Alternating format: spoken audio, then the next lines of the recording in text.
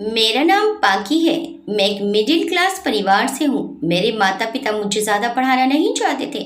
फिर भी जिद करके मैंने यूनिवर्सिटी में एडमिशन ले लिया। कॉलेज के पहले ही दिन मुझे किसी लड़के से प्यार हो गया। फिर किसी कारणवश हम दोनों अलग हो गए। पढ़ाई पूरी होते ही मेरे पिता ने मेरा रिश्ता कर दिया। परंतु जब मैंने लड़के को देखा तो मेरे होश उड़ गए, क्योंकि वह तो पाखी एक मिडिल क्लास लड़की थी। देखने में बहुत खूबसूरत थी। लंबे बाल, पतली सी गर्दन, नाजुक से गुलाबी होंठ, बड़ी बड़ी काली आंखें, गोरा रंग, 5 फुट 6 इंच की हाइट, दुबली पतली सी, और अभी वे मात्र 16 साल की थी। पाखी पढ़ने में भी बहुत होशियार थी, परंतु उसके घर के हालात ऐसे नहीं थे कि वो अपनी पढ़ाई लिखाई बिना किसी परेशानी के अच्छी तरीके से कर सके। पाखी के पिता महेंद्र जी की कमाई इतनी नहीं थी कि वो उसकी शादी में होने वाले खर्च को उसकी पढ़ाई पर खर्च कर सके। वो एक प्राइवेट कंपनी में क्लर्क हैं। उन्होंने पाखी को साफ साफ कह दिया था कि बेटा 12वीं के बाद बीए कर लेना और उसके बाद हम तुम्हारी शादी कर देंगे। पर पाखी के सपने कुछ और थे और वह अच्छी तरह से पढ़ाई करना चाहती थी।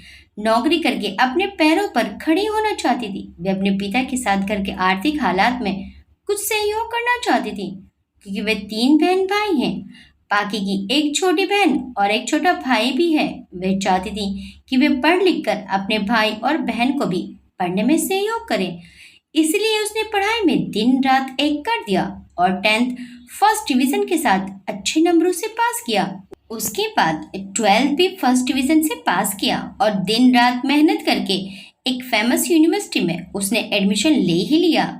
पाखी आज पहली बार कॉलेज जाने के लिए तैयार हो रही थी। आज पाखी का यूनिवर्सिटी में पहला दिन था। पहला दिन होने के कारण उसके दिल में थोड़ी घबराहट थी। उसने वाइट लेगिंग और पिंक कलर की घुटनों तक की कुर्ती पहनी हुई थी। खुले बाल, आंखों में काजल और होठों पर हल्की पिंक कलर की लिपस्टिक, और उसका मासूम चेहरा किसी को भी एक पल में आकर्षित करने के लिए काफी था। पाखी जैसे ही तैयार होकर कमरे से बाहर निकली, मम्मी के बोलने से पहले ही दादी ने कहा, देख पाखी, तू जिद करके इतने बड़े कॉलेज जा रही है, पर कोई ऐसा वैसा काम मत करियो जिससे हमारे घर की इज्जत पर आंच आए। सीधी जाना और पढ़कर सीधी वापस घर आना। कहीं इधर उधर जाने की जरूरत नहीं है। पाखी अपनी दादी के पास आई और दादी के गले में अपनी बाहें डालकर बोली, दादी आप चिंता मत कीजिए, मैं कोई ऐसा काम नहीं करूंगी जिसके लिए आपको शर्मिंदा होना पड़े। अच्छा दादी, अच्छा माँ, अब मैं चलती हूँ, मुझे देर हो रही है। ये कहकर पाखी घर से बाहर निकल गई और कॉलेज जाने के लिए ऑटो कर लिया। ऑटो में बैठे बैठे उसे अपने सारे सपने और सारी मेहनत याद आ गई। वो सॉफ्टवेयर इंजीनियर बनना चाहती थी, पर घर के हालात इतने अच्छे नहीं थे कि उसके पापा किसी प्राइवेट इंस्टीट्यूट की मोटी फीस भर सकें। इसलिए कैसे उसने खूब मेहनत की और उसे फेमस बीएस यूनिवर्सिटी में स्कॉलरशिप मिल ही गई। बीएस यूनिवर्सिटी काफ़ी फेमस यूनिवर्सिटी है, जहां अधिकतर स्टूडेंट्स अमीर परिवारों से आते थे। आज अपने सपने को पूरा होता देखकर उसके मन में खुशी और घबराहट दोनों हो रही थी। ऑटो से उतरकर वो यूनिवर्सिटी के गेट पर पहुंची। यूनिवर्सिटी को देखकर उसे बड़ा अच्छा लग रहा था।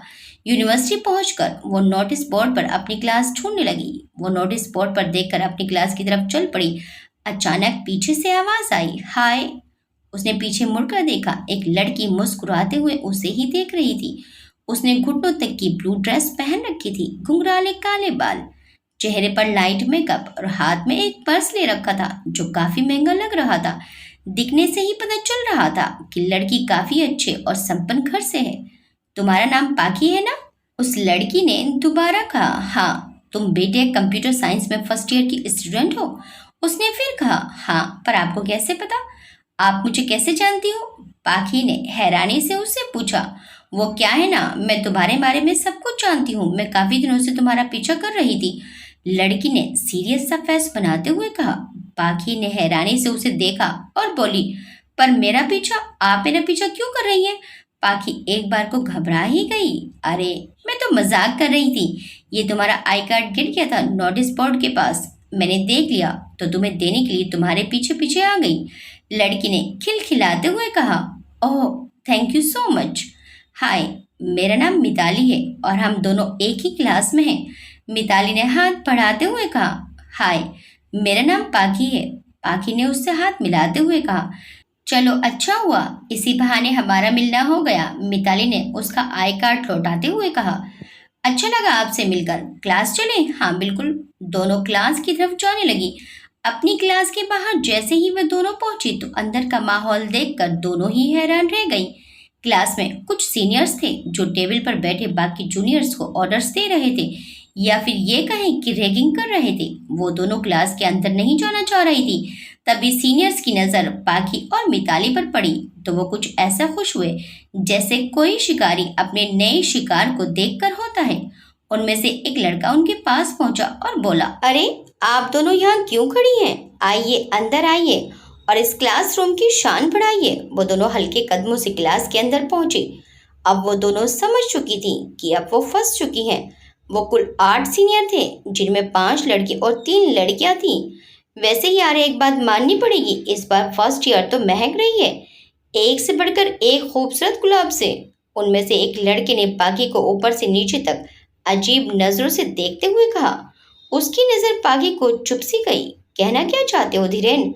हम क्या खूबसूरत गुलाब नहीं है? सीनियर्स में से एक लड़की ने कहा जो शायद उनकी तारीफ बर्दाश्त नहीं कर पाई। You are the queen of university sweetheart, but आज तो यूनिवर्सिटी में कुछ ज्यादा ही बाहर आई हुई है। इतना कहते हुए वे पाखी के गालों को छूने लगा और सब हंस दिए। तड़ाक! अगले ही पल क्लासरूम थप्पड़ की आवाज से गूंज उठा। क्लास में सन्नाटा छा गया। धीरेन अपना गाल पकड़े खड़ा था जो लाल पड़ चुका था, और पाखी उसको गुस्से से भरी लाल आंखों से देख रही थी। सब एक पल के लिए सदमे में आ गए। धीरेन को भी इसकी उम्मीद नहीं थी, पर अगले ही पल वो संभल गया। तेरी इतनी हिम्मत!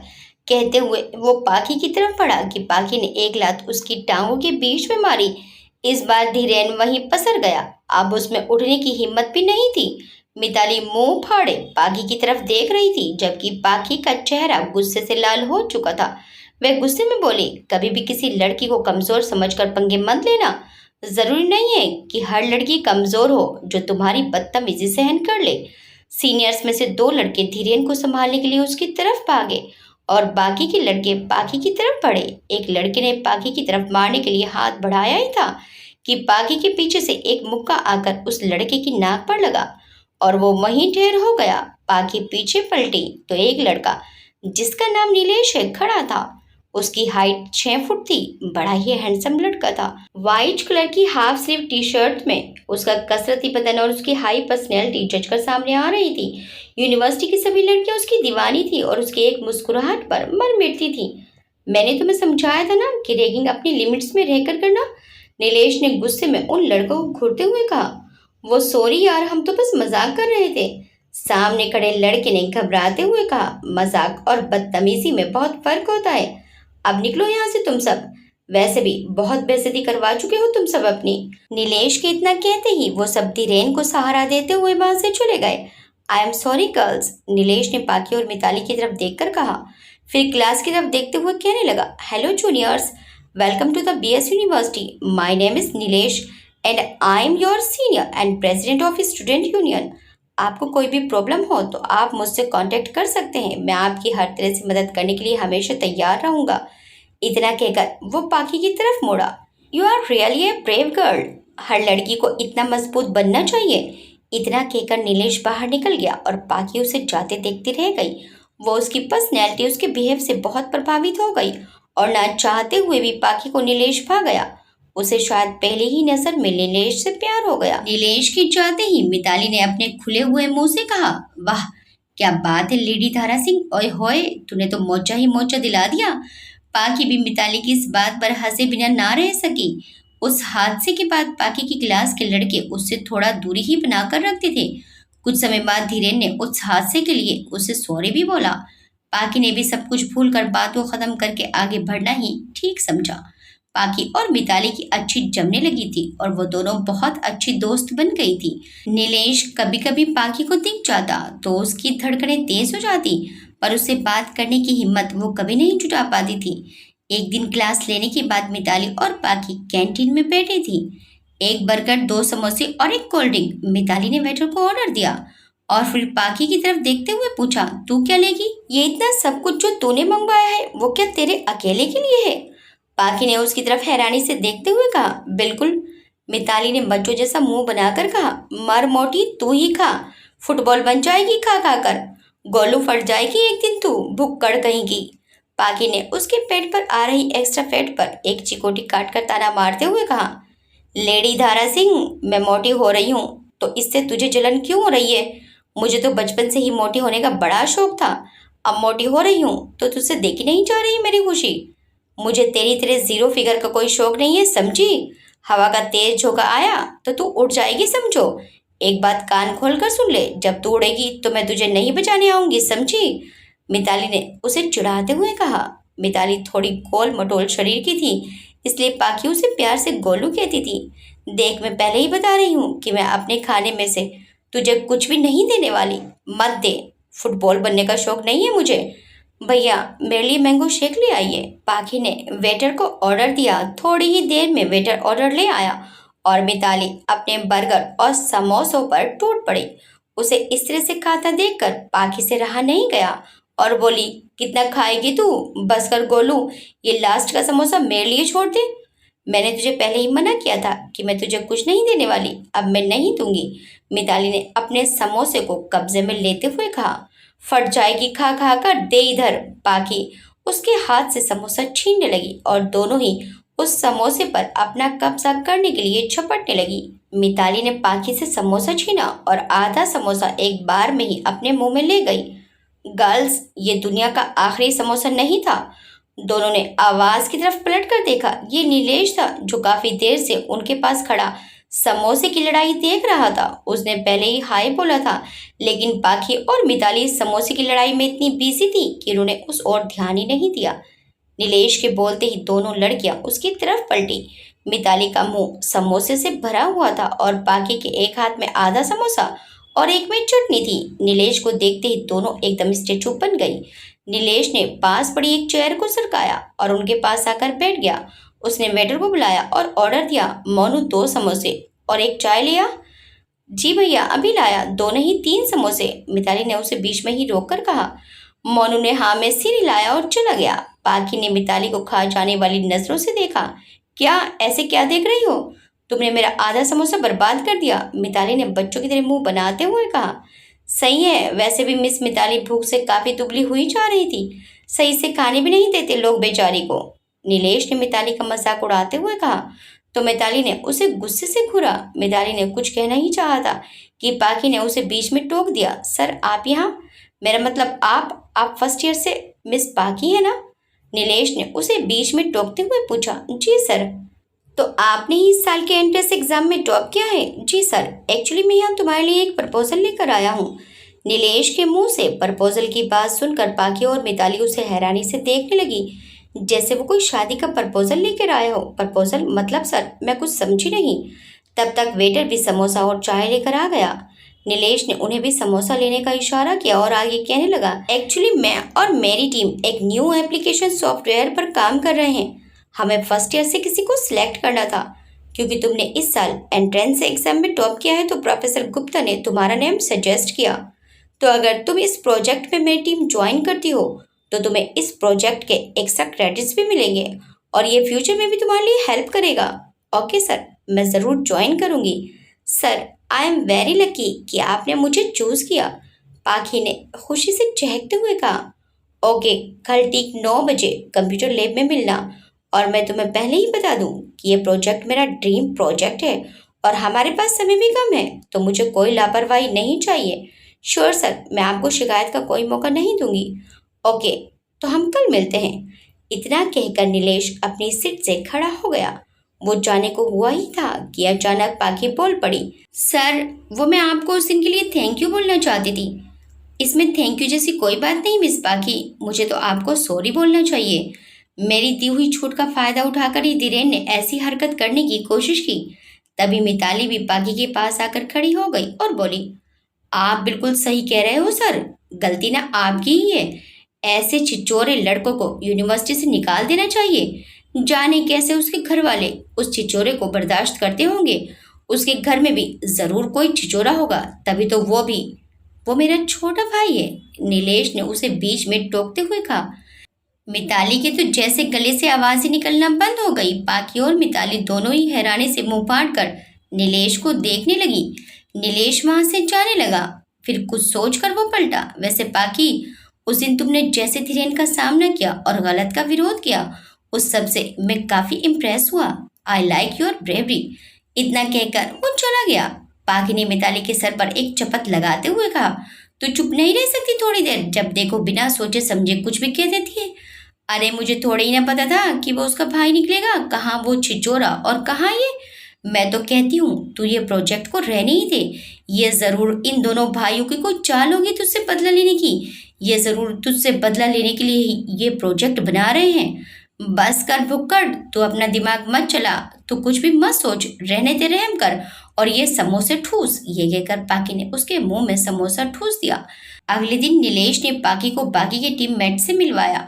उनकी टीम में नीलेश के साथ 4 लोग और थे, 2 लड़के और 2 लड़कियां, जिनमें विकास, मोहित, नैना और विशाखा थी। विकास और नैना सेकंड ईयर से थे और विशाखा थर्ड ईयर से। नीलेश और मोहित फाइनल ईयर से थे।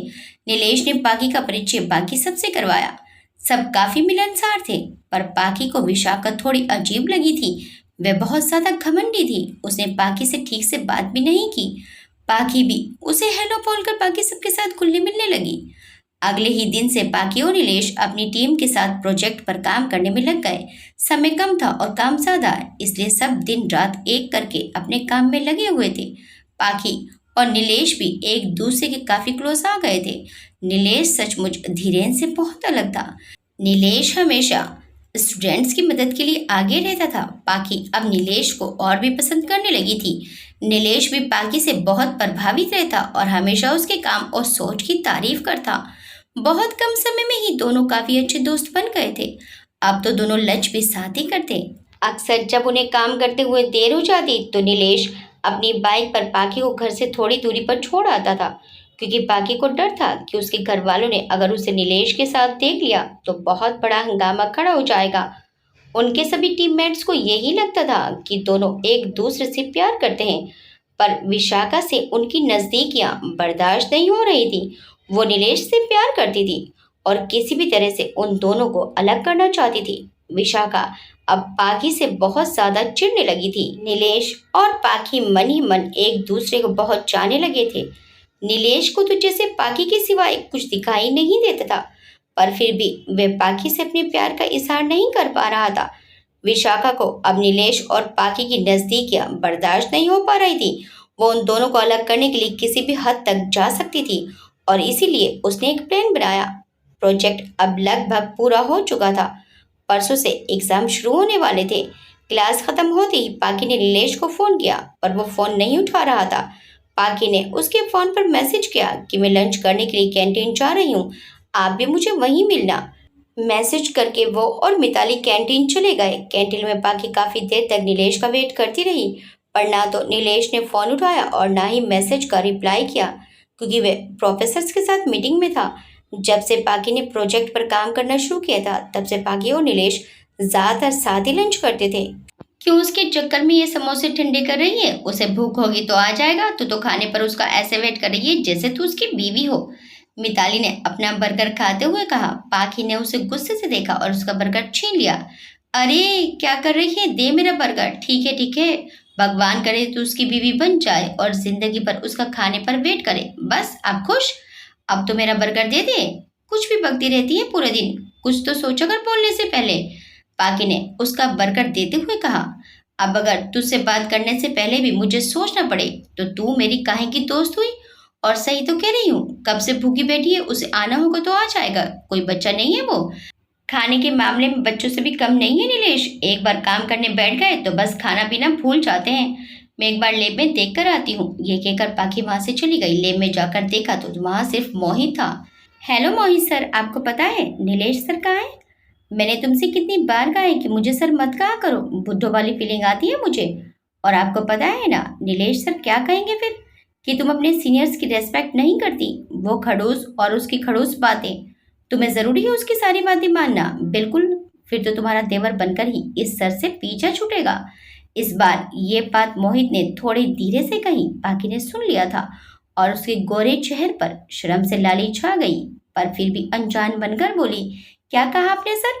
मैंने क्या कहा? कुछ भी नहीं।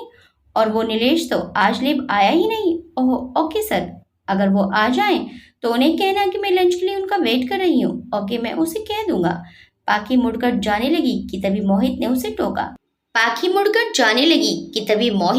टोका। पाखी, अगर तुम यहाँ आ ही गई हो तो मेरी प्रोग्रामिंग में थोड़ी हेल्प कर दो। काफी देर से कर रहा हूँ पर एरर आ रहा है। Okay sir. पाखी और मोहित कंप्यूटर पर काम कर रहे थे कि अचानक लाइट चली गई और पूरी लैब में अंधेरा छा गया। अंधेरे में कुछ भी दिखाई नहीं दे रहा था। मोहित बोला, लाइट चली गई पर फिर भी जनरेटर ऑन क्यों नहीं हुआ अभी तक? चलो चलकर बाहर देखते हैं। पाखी अपनी जगह से खड़ी हो गई। मोहित ने अपने मोबाइल की टॉर्च को ऑन कर लिया। जैसे ही पाखी खड़ी होकर चलने लगी तभी उसका पैर किसी वायर में उलझ गया और वो गिरने ही वाली थी कि मोहित भी तब तक खड़ा हो गया था। उसने जल्दी से पाखी को गिरने से बचा लिया। पाखी और मोहित एक दूसरे के बिल्कुल करीब थे। तभी नीलेश लैब में आ गया। उसकी नजरें मोहित और पाखी पर टिक गईं। उसने अपने हाथ की मुट्ठियां भींच ली। पाखी को मोहित के इतने करीब अकेले लैब में देखकर उसकी आंखों में गुस्सा उतर आया। वहीं नीलेश के अचानक से अंदर आने पर पाखी और मोहित भी हड़बड़ाकर दूर हो गए। मोहित समझ गया कि नीलेश ने हालातों को गलत समझ लिया है। वो नीलेश के पास गया और बोला, अरे यार नीलेश, अच्छा हुआ जो तू आ गया। वो लैब की लाइट उसकी बात पूरी करने से पहले ही नीलेश ने उसे एक थप्पड़ जड़ दिया। मोहित पास वाली टेबल पर जा गिरा। नीलेश उसे इग्नोर करके पाखी की तरफ बढ़ा। पाखी को तो कुछ भी समझ ही नहीं आया कि अचानक एक ही पल में कितना कुछ हो गया। वो उलझन और डर से नीलेश की तरफ देख रही थी। नीलेश उसकी तरफ बढ़ा और गुस्से में उसका हाथ पकड़कर अपनी तरफ खींच लिया। क्यों धोखा दिया तुमने मुझे प्यार के सपने दिखाकर तुम मेरे ही दोस्त के साथ रंगरलियां मना रही थी। नीलेश के मुंह से ऐसी बातें सुनकर गुस्से और दर्द से पाखी की आंखों से आंसू की धारा बह चली। ये आप क्या बोल रहे हो? मैं तो। पाखी की बात पूरी होने से पहले ही नीलेश ने गुस्से में उसकी तरफ हाथ उठाया ही था कि मोहित ने बीच में आकर उसका हाथ पकड़ लिया। पागल हो गया है तू? कैसी बकवास कर रहा है? हमारी बात तो सुन ले। अब भी कुछ सुनने को बाकी रह गया? तू तो मेरा सबसे अच्छा दोस्त था ना। तू अच्छे से जानता था कि मैं पाखी से प्यार करता हूँ, फिर भी तूने मुझे धोखा दिया। इतना कहकर नीलेश गुस्से में मोहित की तरफ झपट पड़ा और दोनों के बीच लड़ाई शुरू हो गई। पाखी ने उनके बीच जाकर उन्हें छुड़वाने की कोशिश की पर नीलेश ने उसे धक्का दे दिया और उसका सर सीधे टेबल के कोने से जा लगा। उसके सर से खून बहने लगा और वो बेहोश हो गई। जब पाखी की आंख खुली तब वो यूनिवर्सिटी के मेडिकल रूम में थी। उसके पास मिताली बैठी थी। पाखी ने नीलेश को ढूंढने के लिए नजर घुमाई तो उसे नीलेश कहीं नहीं दिखाई दिया, पर गेट के पास मोहित दीवार से टेक लगाए खड़ा था। तुम्हें ये चोट कैसे लगी बेटा? मेडिकल रूम की इंचार्ज ने उससे पूछा। वो मैम मेरा पैर अंधेरे में किसी चीज़ में उलझ गया था और मैं टेबल से टकरा गई। पाखी ने मोहित की तरफ देखते हुए कहा। ओके, चोट थोड़ी गहरी है तो तुम्हें अपना ख्याल रखना होगा और समय से ड्रेसिंग भी करवाती रहना। जी मैम। मिताली ने सहारा देकर उसे उठाया। मोहित भी आगे बढ़कर उसकी हेल्प करवाने आया पर पाखी ने उसे हाथ दिखाकर दूर से ही रोक दिया। पाखी, नीलेश को गलतफहमी हो गई है।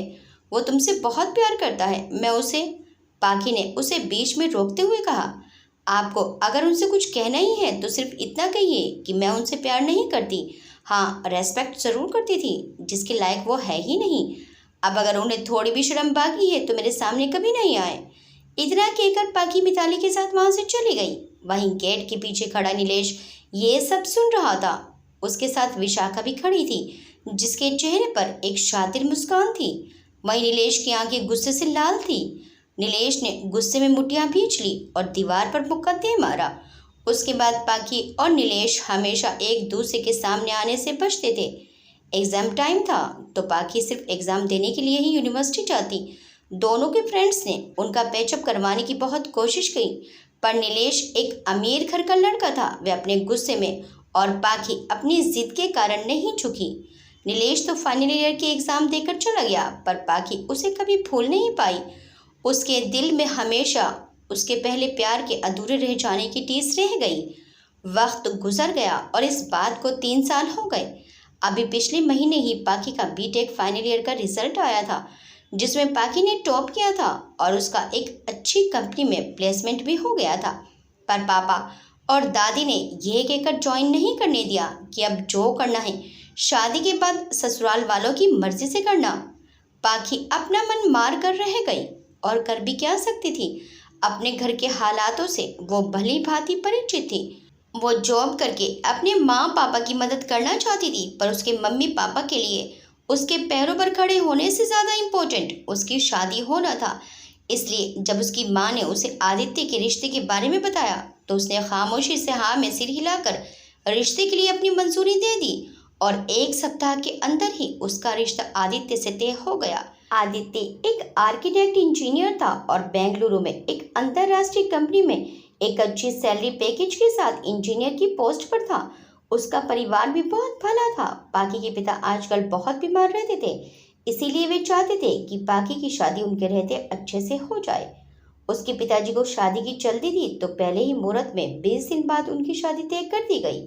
आदित्य को बार बार छुट्टी मिलना मुश्किल था, इसलिए तय हुआ कि आदित्य शादी के समय ही आएगा। शादी का दिन भी पास आ गया। शादी में बस 3 दिन रह गए थे। आज आदित्य भी आने वाला था और आज ही उनकी पहली मुलाकात भी होने वाली थी, जैसा कि उनके घर वालों ने तय किया था।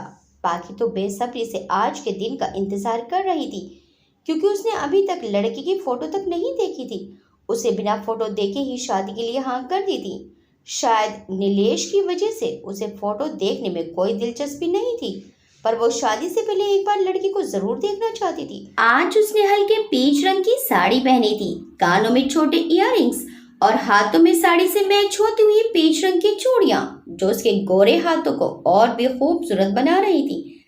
आज पाखी की ससुराल से उसके लिए शादी का जोड़ा और दुल्हन का कुछ सामान लेकर आदित्य और उसके जीजा जी आए थे। आदित्य की अपने जीजा जी के साथ बहुत बनती थी और इसीलिए वो उन्हें जिद करके अपने साथ लाया था। आदित्य शर्मीले स्वभाव का था। अपने शर्मीले स्वभाव के कारण उसे आज पाखी से मिलने में झिझक हो रही थी। आदित्य और उसके जीजा जी एक कमरे में बैठे हुए पाखी का इंतजार कर रहे थे। जब पाखी की माँ उसे कमरे में लेकर पहुंची तब आदित्य के हाथ में चाय का कप था। जैसे ही आदित्य ने पाखी को देखा तो वो अपनी नजरें उस पर से हटा ही नहीं पाया।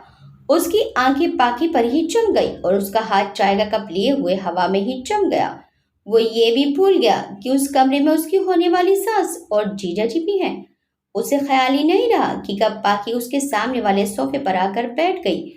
पाखी के बैठने के बाद भी जब आदित्य ने अपनी नजरें नहीं हटाई तो उसके जीजा जी ने उसके कान के पास फुसफुसाकर कहा, साले साहब, ये आपकी ही होने वाली बीवी है, बस करो, आंखों ही आंखों में खा जाओगे क्या। उनकी आवाज सुनते ही आदित्य जैसे नींद से जागा और उसके हाथ में चाय की प्याली हड़बड़ाहट से छलक गई और सब उसकी इस हरकत पर हल्के से मुस्कुरा दिए। पाखी अभी तक नजरें झुकाई ही बैठी थी। दादी ने उसे पहले ही समझा रखा था कि ज्यादा चबर चबर ना करियो और चुपचाप बैठी रहियो, इसलिए अपनी मम्मी के होते हुए उसकी हिम्मत नहीं हो रही थी नजरें भी उठाने की। वो अपनी मम्मी के वहां से जाने का इंतजार कर रही थी। तब मोहित ने खड़े होते हुए कहा कि आंटी जी, हमें अकेले में बात करने का इन्हें मौका देना चाहिए।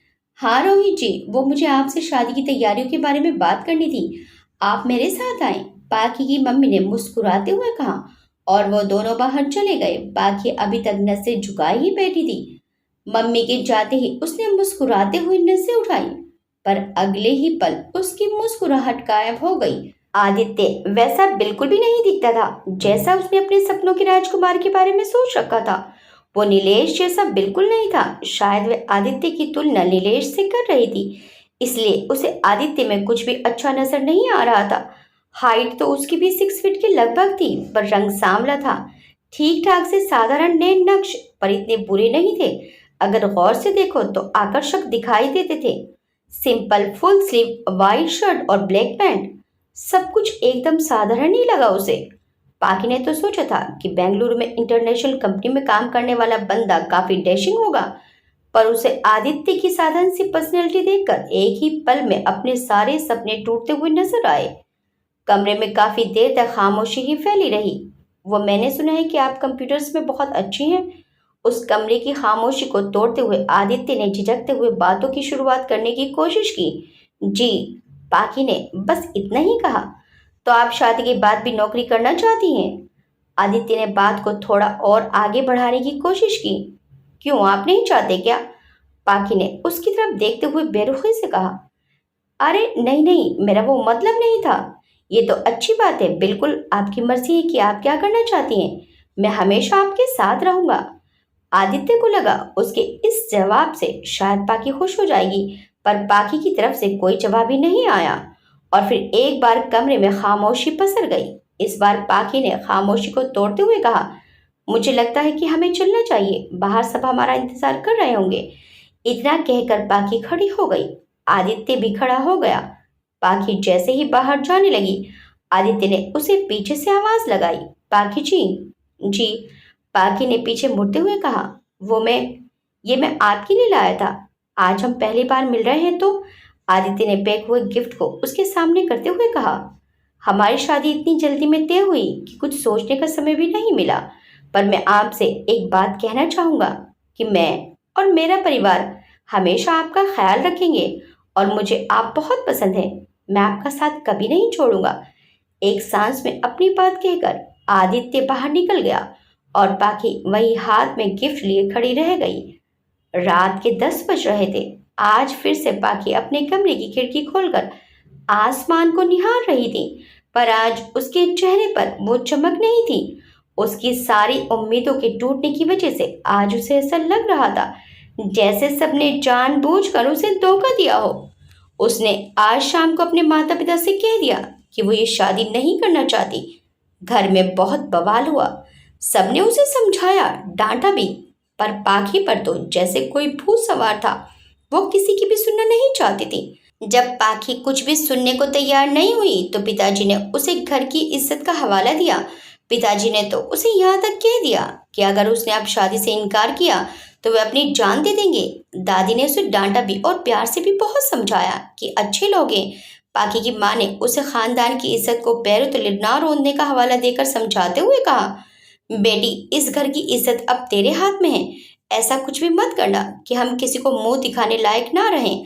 लड़का भी अच्छा है, घर बार भी अच्छा है, खानदानी लोग हैं।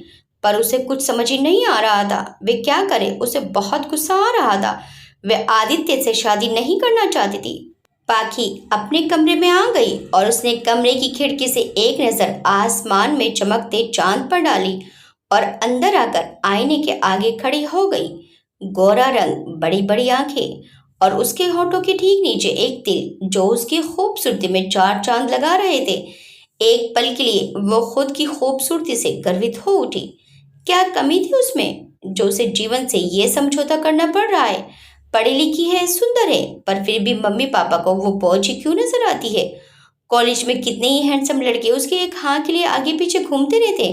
नीलेश तो उससे शादी भी करना चाहता था, पर उसने किसी को भाव नहीं दिया, सिर्फ अपने मम्मी पापा के कारण। और फिर उसे याद आया आदित्य का चेहरा। उसके दिल से एक आह निकली, आह, मम्मी पापा ने ये क्यों किया? कहाँ मैं और कहाँ वो आदित्य? कुछ भी तो खास नहीं है उसमें जो वो मुझे अपनी ओर आकर्षित कर पाए। मैं कैसे ऐसे इंसान के साथ जिंदगी बिता पाऊंगी जिसे मेरी नजर ने पहले ही नजर में नकार दिया? मेरी सब सहेलियां मुझ पर हंसेंगी। उसकी आंखें रो रो कर लाल हो चुकी थी। तभी उसका फोन बजा। उसने फोन उठाया तो नीलेश का फोन था। इतने साल बाद इस समय नीलेश का फोन देखकर वो चौंक गई। उसने खुद को संभालते हुए फोन उठाया। पाखी, मेरे साथ ऐसा मत करो यार, मैं मर जाऊंगा तुम्हारे बिना। हमारे बीच एक गलतफहमी हो गई तो इसका मतलब ये नहीं कि तुम मुझे छोड़कर चली जाओगी। क्या कमी है मुझ में या मेरे प्यार में जो तुम मुझे रिजेक्ट कर रही हो? उस तरफ से नीलेश की रोते हुए आवाज आई। नीलेश, ये तुम कैसी बातें कर रहे हो? मैं तुमसे प्यार नहीं करती। मेरी शादी होने वाली है। तुम अपनी लाइफ में आगे बढ़ो। पाखी ने उसे समझाते हुए कहा। पाखी, तुमने मेरे प्यार को कभी समझा ही नहीं। मैं तुम्हें किसी और की होते हुए नहीं देख सकता। तुम एक बात अच्छे से समझ लो, जिस दिन तुम्हारी शादी होगी वो दिन मेरी जिंदगी का आखिरी दिन होगा। ये कहकर नीलेश ने फोन काट दिया। पाखी परेशानी में वहीं खड़ी होकर अपना फोन देखती रही। आज 3 साल बाद आकाश की आवाज सुनकर उसके जख्म फिर से हरे हो गए। वो पहले ही इस शादी से खुश नहीं थी और अब ऊपर से उसका पुराना प्यार उसे बुला रहा था। 3 दिन बाद उसकी शादी थी। उसने एक बार भी अपने पापा की इज्जत के बारे में नहीं सोचा किसी के समझाने का उस पर कोई असर नहीं हुआ। इस समय वे बस अपनी आने वाली जिंदगी के बारे में ही सोच रही थी। उसने बहुत सोचा और एक ऐसा फैसला ले लिया जिसने सबकी जिंदगियों में उथल पुथल मचा दी, और शादी से एक रात पहले अपना सारा सामान पैक करके चुपचाप निकल गई। उसने अपने पापा के लिए एक चिट्ठी लिख छोड़ी जिसमें उसने अपने पिता से घर छोड़कर जाने के लिए माफी मांग रखी थी। नीलेश ने पाकी को दिल्ली बुलाया था। उसने दिल्ली जाने वाली ट्रेन पकड़ी और हमेशा के लिए अपने बाकी रिश्ते पीछे छोड़ गई। सुबह उठकर जब पाकी के घर वालों को पता चला कि वे घर छोड़कर भाग गई है तो हंगामा मच गया। सब उसे ढूंढने के लिए इधर उधर भागे। उसका फोन भी बंद आ रहा था। पाकी को ढूंढते ढूंढते शाम होने को आई थी पर उसका किसी को कुछ भी पता नहीं चला। जब उसके मिलने की उम्मीद खत्म होने लगी तो आदित्य के घर वालों को भरे दिल से उन्होंने सारी बात बताई। वो लोग बारात की तैयारियां कर रहे थे। जैसे ही उनके पास पाकी के भाग जाने की खबर पहुंची तो वो लोग बेशौक रह गए। जल्दबाजी में सब तैयारियां रोककर आदित्य अपने माँ बाप, बहन और जीजा जी को लेकर पाकी के घर पहुंचा। वहां पहुंचकर देखा तो सारा घर गमगीन था। दादी और माँ का रो रो कर बुरा हाल था। छोटा भाई और बहन भी एक तरफ बैठे रो रहे थे। पाखी के पिता भरी आंखों से बोझल कदमों से आदित्य के सामने पहुंचे और हाथ जोड़कर माफी मांगने लगे। उनके सीने में भयंकर तूफान मचा हुआ था। आज उनकी बेटी उनके सिर की पगड़ी को उछाल कर चली गई। सबके सामने उन्हें बेइज्जत कर दिया। इस शर्मिंदगी को वे झेल नहीं पाए और वहीं पर बेहोश होकर गिर गए। उनको बेहोश होता देखकर सबके हाथ पांव फूल गए। सब भागकर आगे आए और उन्हें हॉस्पिटल ले गए। आदित्य और उसका परिवार वापस अपने घर आ गए। सभी रिश्तेदारों में बात फैल चुकी थी। लोग तरह तरह की बातें बना रहे थे। आदित्य तो पूरी तरह टूट चुका था। वो अगले ही दिन बेंगलुरु वापस आ गया। इस बात को 2 महीने हो चुके थे पर वो उसके बाद अपने घर नहीं गया। उसे लोगों की नजरों में अपने लिए प्रयास दिखाई देता था। समय बहुत तेजी से गुजरा। पाकी को घर से भागे 2 महीने हो चुके थे। रात के 12:30 बज रहे थे। आदित्य अभी तक ऑफिस में कंप्यूटर के आगे बैठा अपना काम कर रहा था।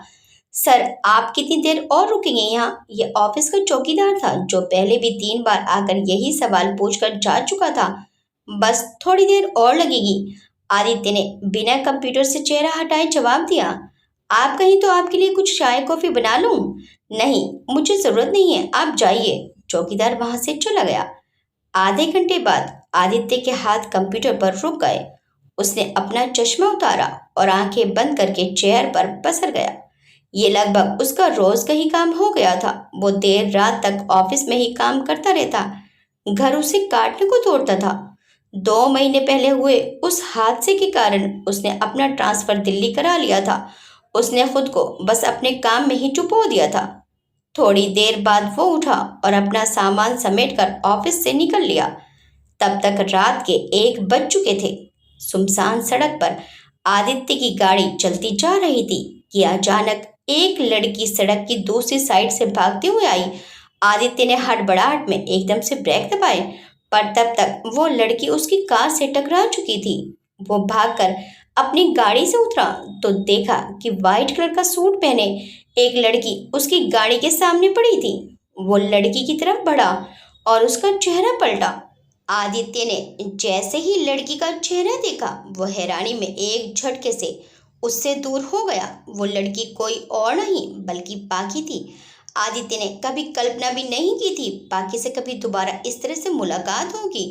पाकी के सिर से खून बह रहा था। उसे देखकर एक बात तो साफ थी कि ये चोटें उसे गाड़ी से टकराने की वजह से नहीं लगी थी। तभी उसे पास की झाड़ियों से कुछ आवाजें सुनाई दी। कहाँ गई वो लड़की? जल्दी ढूंढो उसे। आदित्य को ये समझते देर नहीं लगी कि वे लोग पाकी को ही ढूंढ रहे थे। उसने जल्दी से पाकी को गोद में उठाया और गाड़ी की पिछली सीट पर लेटा दिया और गाड़ी स्टार्ट करके फुल स्पीड में निकल गया। उसके वहां से निकलने के साथ ही कुछ लोग झाड़ियों से बाहर निकल गई हाथ से। उनमें से एक आदमी ने सर झटकते हुए कहा। आदित्य तेजी से गाड़ी चला रहा था। उसे डर था कि कहीं वे लोग उसका पीछा नहीं कर रहे हों। पाकी बेहोशी में ही कुछ बड़बड़ा रही थी। घर पहुंचकर उसने लॉक खोला और फिर गाड़ी से पाकी को उठाकर अंदर लाकर बेड पर लेटा दिया। जैसे ही वापस जाने के लिए मुड़ा पाकी ने उसका हाथ पकड़ लिया।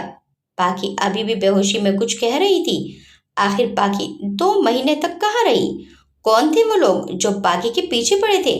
जानने के लिए देखिए इस कहानी का दूसरा भाग। आपको ये कहानी कैसी लगी हमें कमेंट करके ज़रूर बताइएगा। वीडियो अच्छी लगी तो वीडियो को लाइक शेयर सब्सक्राइब करना मत भूलिएगा। मिलते हैं नेक्स्ट टाइम इस कहानी के दूसरे पार्ट में। Till then bye bye.